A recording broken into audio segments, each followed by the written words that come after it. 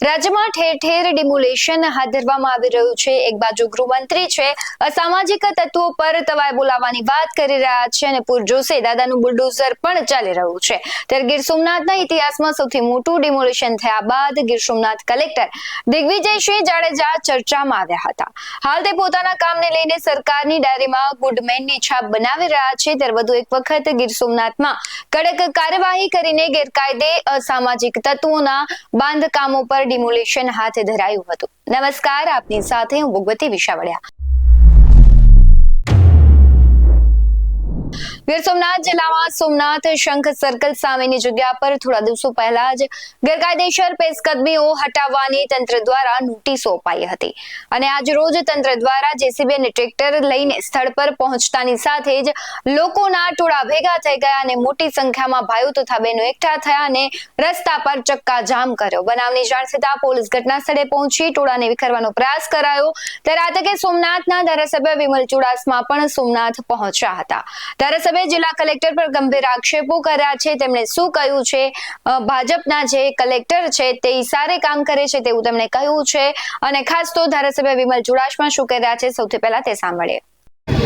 અહીંયા સોમનાથ દાદાના મંદિરે દર્શન કરતા જતા હોય ત્યારે એમના સર્કલની સામે અને ત્યાં લોકો અંદાજિત 80ની ઉપર લોકો રહી છે, જે 60-70 વર્ષથી રહી છે અને 60-70 વર્ષથી એમની પાસે એ જે નગરપાલિકાને વેરો ભરે છે, લાઇટ બિલ ભરે છે, કૂપનમાં એમના નામ છે અને છતાં પણ કલેક્ટર ગીર સોમનાથના કલેક્ટર દિગ્વિજય જાડેજા દ્વારા દાદાગીરી કરી અને એમના તંત્રને મોકલવામાં આવ્યું અને દાદાગીરી કરીને 3 દિવસ પહેલાં આના ઘરોમાંથી તમામ મીટરો કઢાવી લેવામાં આવ્યા અને મીટરો તો કાઢી લેવામાં આવેલા અને દાદાગીરી કરી અને આજે સવારે એમને ડેમોલેશન કરવા મોકલેલા અને ડેમોલેશન કરવા મોકલે ત્યારે પ્રજા છે બહાર આવી ગઈ છે અને ખોટી રીતે કોઈ નોટિસ નહીં કે કોઈ કાયદો નેવે મૂકી અને કામ કરતા હોય છે। બાબા સાહેબનું બંધારણનું આ લોકોએ પરમ દિવસે નીચલી કોર્ટમાં પિટિશન દાખલ કરી છે અને પિટિશનના આધાર ઉપર કાલે કોર્ટે નોટિસ પણ ઇસ્યુ કરી છે। એ મામલેદાર હોય, કલેક્ટર હોય કે પીજીવીસન હોય, પોલીસ તંત્રને મેં આવીને પૂછ્યું કે તમારી પાસે ડેમોલેશન માટેનો ઓર્ડર છે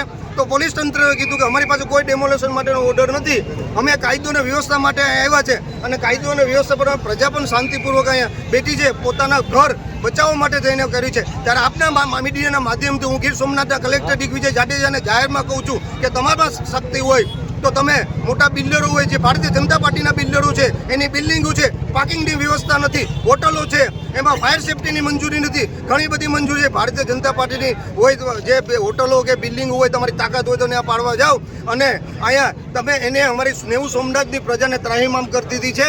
ઘણીવાર મંદિર પાડવા જાય, ગૌશાળા પાડવા જાય, રામદેવપીર મહારાજનું મંદિર પાડવા જાય, અહીંયા 80 લોકો રહી છે તો અહીં 2 મંદિર છે એ મંદિરને પાડી નાખવું, આમ મસ્જિદ પાડી નાખવું છે અને આ ભારતીય જનતા પાર્ટીના ઈશારે આ કલેક્ટર બધું કરી રહ્યા છે। જ્યારે મત જોતા હોય ત્યારે આવતા હોય ત્યારે આ પ્રજા હવે સમજી ગઈ છે કે તમે ભારતીય જનતા પાર્ટીના ઈશારે બધું કરી રહ્યા છે અને અમારા હક અને અધિકાર માટે હવે ગીર સોમનાથની પ્રજા એક થઈને સામે લડવાની છે। સોમનાથ ડિમોલેશન મામલે ચક્કાજામ બાદ પોલીસે ટોળાને દૂર કર્યા બાદ તંત્ર દ્વારા ડિમોલેશનની પ્રક્રિયા હાથ ધરાઈ। ત્યારે સોમનાથના ધારાસભ્ય સહિત સ્થાનિક લોકોની અટકાયત પણ કરાઈ હતી। સમગ્ર મામલે મનોહરસિંહ જાડેજાએ નિવેદન આપ્યું છે, આવો સાંભળીએ। પ્રભાસ પાટણ ખાતે ગુડલક સર્કલ પાસે સરકારી જમીન છે, જમીન ખાલી કરવા માટે અગાઉથી નોટિસ પણ આપવામાં આવેલી। તમામ કાયદાકીય પ્રક્રિયા પૂરી કર્યા પછી આજે ડિમોલેશન માટેની કામગીરી કરવાની હતી અને એમાં સવારથી સમગ્ર તંત્ર અને પોલીસ બંદોબસ્તમાં હતા। એ દરમિયાન અમુક લોકો વિરોધ કરવા માટે થઈ અને રોડ ઉપર આડા બેસી ગયેલા, એમાં જરૂરી પ્રિવેન્ટિવ એક્શન લઈ અને અત્યારે ડિમોલેશન ચાલુ છે। સવારે ધારાસભ્ય પણ અહીં આવી પહોંચ્યા હતા અને થોડા સમય માટે પોલીસને પણ પલટાઈ કરવાની ફરજ પડી હતી ડિમોલેશનને શરૂ કરવા માટે। સરકારી પ્રક્રિયા છે, એ પ્રક્રિયામાં જે કંઈ પણ અવરોધ આવશે એની સામે કડક અને કાયદેસર કાર્યવાહી કરવામાં આવશે। સર, બંદોબસ્તની વાત કરવામાં આવે તો કેટલો બંદોબસ્ત ડિપ્લોય કરવામાં આવ્યો? અત્યારે લગભગ 200 પોલીસ અને એસઆરપી સાથે અહીંયા બંદોબસ્ત છે, સિનિયર અધિકારીઓ પણ છે અને આ કાર્યવાહી જ્યાં સુધી ચાલે ત્યાં સુધી બંધ રહેશે। સર, જે ડિમોલેશનના સ્થળની વાત કરીએ તો એની શું માહિતી, કયો સ્થળ છે, કઈ જમીન છે, કેટલા હેક્ટરમાં ડિમોલેશન કરવાની, એવી કોઈ પ્રાથમિક માહિતી? એ રેવન્યુ તંત્ર પાસે વધારે વિગત હશે, પણ આપ જોઈ રહ્યા છો એટલા એરિયામાં ડિમોલેશન ચાલી રહ્યું છે। ગેરકાયદે ચાલતા ધંધા અને દબાણો દૂર કરવાની કામગીરી થતા અસામાજિક તત્વોમાં ફફડાટ ફેલાયો છે. આ મુદ્દે આપનું શું કહેવું છે? કમેન્ટ કરી જરૂરથી જણાવજો. આવા જ વધુ અહેવાલો સાથે ફરી મળતા રહીશું. તમે અમારી YouTube ચેનલને સબસ્ક્રાઇબ કરવાનું, અમને Facebook અને Instagram પર ફોલો કરવાનું ભૂલશો નહીં. બાકી નવી અપડેટ્સ મેળવવા માટે આપ જોતા રહો BS9 TV ન્યૂઝ. નમસ્કાર.